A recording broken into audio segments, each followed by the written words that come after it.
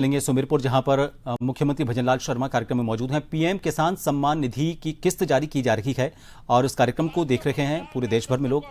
सुमेरपुर में भी इस कार्यक्रम को सीधा देखा जा रहा है, सीधा प्रसारण इसका हो रहा है। जो गड्ढे बनाए उन्हें भरने के लिए डबल इंजन सरकार ने सुपर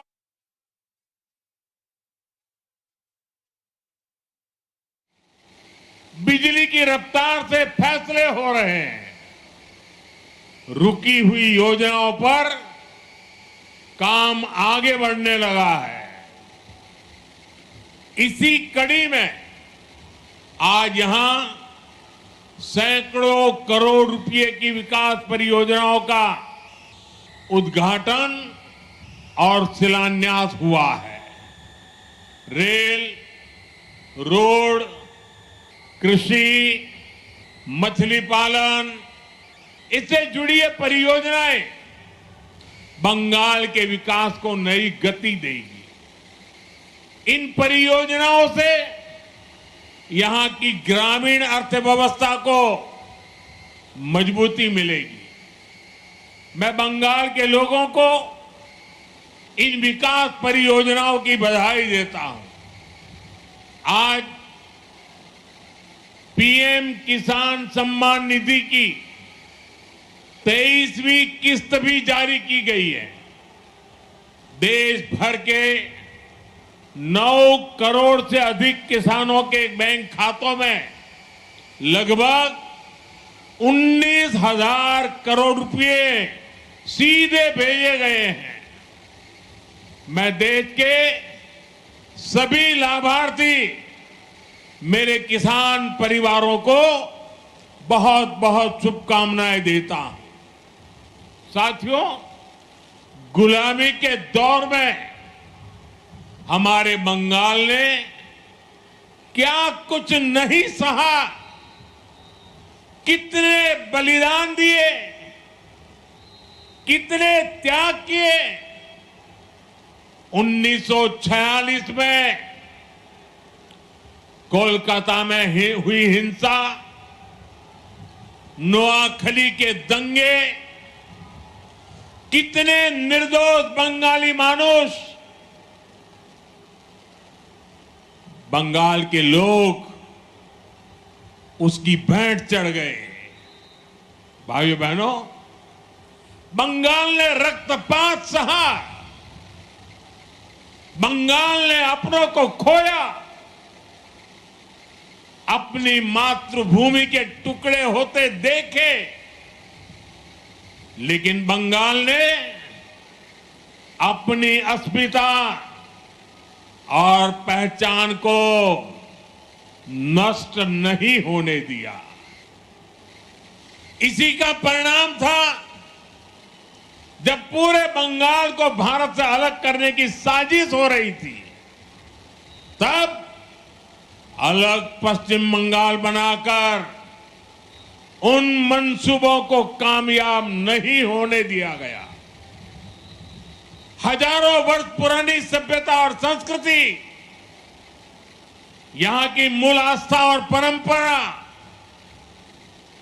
तब अनेक संघर्षों के बाद बच गए थे।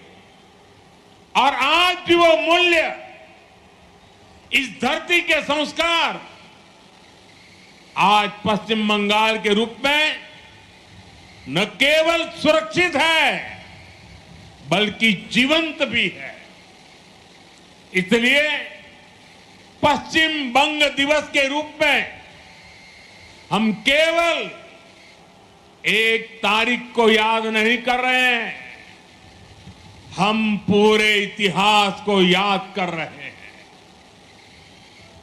हम हजारों साल पुरानी बंगाल की विरासत को नमन कर रहे हैं। साथियों, आज की पीढ़ी को हमें बार बार पश्चिम बंग दिवस की अहमियत बताने की जरूरत है। उस दौरान क्या हो रहा था, ये युवा पीढ़ी को जानना जरूरी है। जब पूरे बंगाल को पाकिस्तान का हिस्सा बनाए जाने की कोशिशें हो रही थी, तो कांग्रेस उन षड्यंत्रकारियों के सामने घुटने टेके पड़ी थी। और यही वो समय था जब डॉक्टर श्यामा प्रसाद मुखर्जी ने उसके खिलाफ आवाज उठाई। अप्रैल 1947 में उन्होंने ऐतिहासिक रिजोल्यूशन पास कराया। उन्होंने घोषणा की पूरा बंगाल पाकिस्तान का हिस्सा नहीं बनेगा। इसके लिए बंगाली हिंदू होमलैंड मूवमेंट शुरू किया गया। डॉक्टर श्यामा प्रसाद मुखर्जी इसका नेतृत्व कर रहे थे। प्रसिद्ध वैज्ञानिक मेघनाथ साहा, इतिहासकार आरसी माजुमदार, इतिहासकार जदुनाथ सरकार, सुनीति कुमार चट्टोपाध्याय, बंगाल के ऐसे कितने प्रबुद्ध और प्रसिद्ध लोग इस मूवमेंट का हिस्सा बने। जीडी बिरला जैसे उद्यमियों ने इसे आगे बढ़ाया। मतवा लीडर पीआर ठाकुर ने आगे आकर इस मूवमेंट को समर्थन दिया। अखबारों में लेख लिखे गए, किस्से कहानियां लिखी गई। वंदे मातरम की भावना को एक